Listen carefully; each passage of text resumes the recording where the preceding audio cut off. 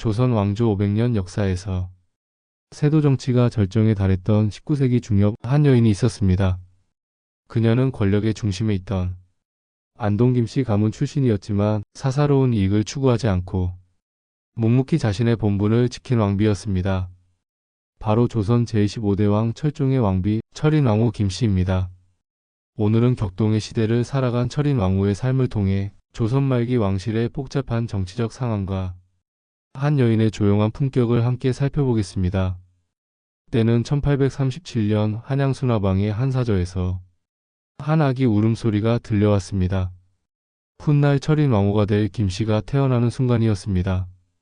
그녀의 아버지는 안동 김씨 세도 정권의 핵심 인물이었던 영은 부원군 김문근이었고 어머니는 이용수의 딸이었습니다. 김씨는 어렸을 때부터 남다른 면모를 보였습니다.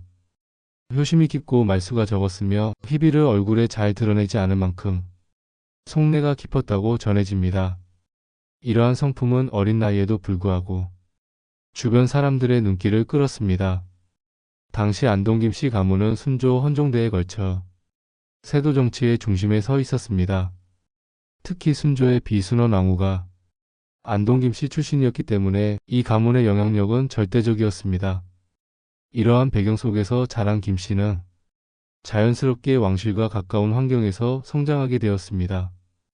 1851년 김씨가 15세 나이가 되었을 때 운명적인 순간이 찾아왔습니다. 같은 안동 김씨 가문 출신이자 순조의 비인 순원왕후가 그녀를 눈여겨보기 시작한 것입니다. 순원왕후는 김씨의 깊은 성품과 품격을 높이 평가했습니다. 흥미롭게도 초간택에 오르기 며칠 전부터 김씨의 집에서는 신비로운 현상들이 일어났습니다. 날마다 상서로운 무지개가 집 앞에서 보였고 물을 담은 대야가 광채 속에 잠겨 보는 사람들이 모두 이상하게 여겼다고 합니다. 이러한 징조들은 당시 사람들에게 하늘의 뜻으로 받아들여졌습니다. 결국 1851년 김씨는 순원왕후의 선택을 받아 철종의 왕비로 간택되었습니다. 15세 어린 나이에 조선의 왕비가 된 것입니다. 왕비가 된 후에도 그녀는 본래의 성품을 잊지 않았습니다. 행동함에 있어 법도가 있고 너그러웠으며 검소했다고 전해집니다. 철인 왕후의 남편인 철종의 삶은 그야말로 파란만장했습니다. 철종 이원범은 1831년 한성부에서 태어났습니다. 그는 사도세자의 서자이자 정조의 이복 아우였던 은원군의 서손자였습니다. 하지만 그의 인생은 순탄하지 않았습니다. 할아버지 은원군이 홍국영과 역모를 꾸몄다는 혐의를 받아 사사되면서 철종의 친부 이광을 비롯한 식구들은 교동도로 유배를 가게 되었습니다. 이광은 교동도에서 무려 40년 넘게 농부로 살다가 1830년 귀양에서 풀려나 한양에서 삶을 마쳤습니다. 설상가상으로 1844년에는 민진용 등이 철종의 큰형인 이원경을 왕으로 추대하려는 모의가 발각되었습니다. 이원경은 사사되고 다시 가족들은 강화에 유배되었습니다. 이렇게 철종 이원범은 강화에서 교육도 받지 못한 채 농사를 짓고 나무를 팔아 생계를 이으며 비참하게 살고 있었습니다. 1849년 철종의 운명을 바꾸는 사건이 일어났습니다. 헌종이 후사 없이 죽자 왕위 계승 문제가 대두되었습니다. 당시 유력한 왕위 계승권자는 왕족 이하전이었습니다. 그는 왕으로서의 자질을 충분히 갖추고 있었습니다. 하지만 대왕 대비 순원왕후와 안동 김씨 가문은 다른 선택을 했습니다. 가문의 영광이 사라지길 원치 않았던 그들은 자신들이 다루기 쉬운 19세의 강화도령 철종을 왕으로 세우기로 결정했습니다. 이렇게 철종은 하루아침에 농부에서 조선의 왕이 되는 극적인 변화를 경험하게 되었습니다. 철종은 직접 통치할 나이였지만 궁궐의 법도와 학문을 익히지 못하고 자란 까닭에 대왕 대비 순원왕후가 수렴청정을 하게 되었습니다. 더욱이 그의 아내인 철인왕후마저 안동 김씨였기에 철종은 무기력한 허수아비 왕으로 전락하고 말았습니다. 철종대는 조선 역사상 세도 정치가 절정에 달했던 시기였습니다.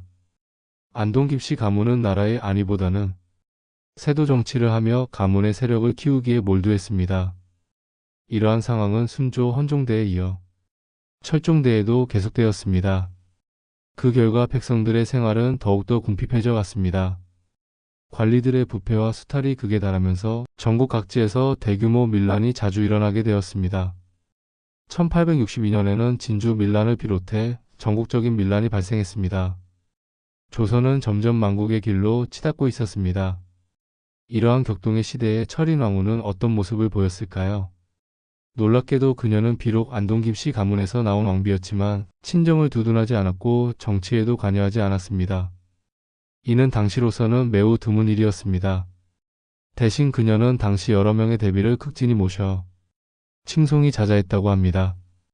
왕비로서의 본분을 다하며 궁중의 어른들을 공경하는 데 힘썼습니다. 이러한 그녀의 모습은 세도 정치의 중심에 있으면서도 사사로운 이익을 추구하지 않는 고귀한 품격을 보여줍니다. 철종대에는 왕실의 서열이 특별히 복잡했습니다. 조선 말기로 오면서 왕들이 비교적 젊은 나이에 승하하고 헌종이 아버지인 효명세자를 왕으로 추존하면서 왕실의 윗전들이 많아지게 되었습니다. 철종대에는 선선선대 왕비인 순조비 순원왕후, 선선대 왕비인 추존문조비 신정왕후, 그리고 선대 왕비인 헌종비 효정왕후가 모두 생존해 있는 상황이 발생했습니다. 이로 인해 대왕대비와 왕대비 아래 새로운 단계를 만들 수밖에 없는 상황이 벌어졌습니다. 그 결과 왕비들의 서열이 대왕대비, 왕대비의 2단계에서 대왕대비, 왕대비, 대비의 3단계로 확대되었습니다. 여기서 주목할 점은 기존 선왕의 어머니라는 뜻의 대비의 정식 명칭은 왕대비였고 보통 줄여서 대비라고 불렀던 것입니다. 1858년 철인왕후에게 큰 기쁨이 찾아왔습니다. 원자 용준을 낳은 것입니다. 오랫동안 기다려온 왕자의 탄생이었습니다. 하지만 이 기쁨은 오래가지 못했습니다.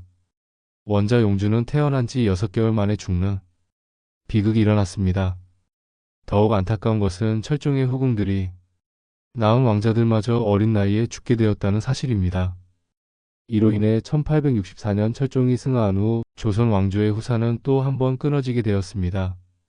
이는 왕실뿐만 아니라 나라 전체에 큰 위기를 가져왔습니다. 철종 사후 그의 윗전인 대왕대비 신정왕후 조씨가 고종을 자신의 양자로 들여 새로운 왕으로 추대했습니다. 이때 철인왕후는 고종의 친부 흥선대원군의 집권 아래 대비로서 평탄한 여생을 보내게 되었습니다. 철인왕후는 남편 철종이 비교적 젊은 나이에 승하하면서 당시 윗대에 2분이나 계셨기 때문에 왕대비가 아닌 대비의 칭호를 받게 되었습니다. 그리고 다음 왕인 고종보다 일찍 세상을 떠나면서 결국 왕대비, 대왕대비가 되지 못하고 대비인 명순대비로 남게 되었습니다. 1878년 5월 창경궁 양화당에서 철인왕후는 폐결핵으로 인해 42세의 나이로 세상을 떠났습니다. 그녀의 죽음은 조선 왕실의 한 시대가 끝나는 것을 의미했습니다. 철인왕후의 삶을 되돌아보면 그녀는 권력의 중심에 있으면서도 사사로운 이익을 추구하지 않았습니다. 친정을 두둔하지 않았고 정치에도 관여하지 않으면서 왕비로서의 본분을 다했습니다.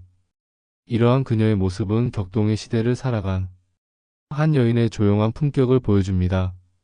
철종과 철인왕후가 묻혀있는 예릉은 조선 법규에 의해 조성된 마지막 능으로 현재 경기도 고양시 덕양구에 위치해 있습니다.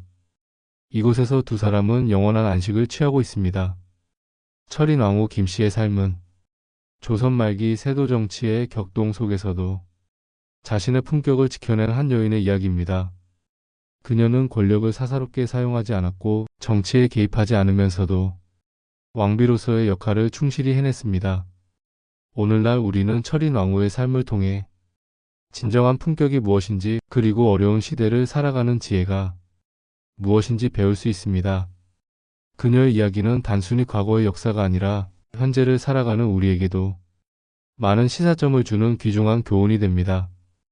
격동의 시대를 살아간 한 여인의 조용한 품격이 여러분의 마음에 오래도록 남기를 바랍니다. 오늘의 이야기는 여기까지입니다. 함께 해주셔서 감사합니다.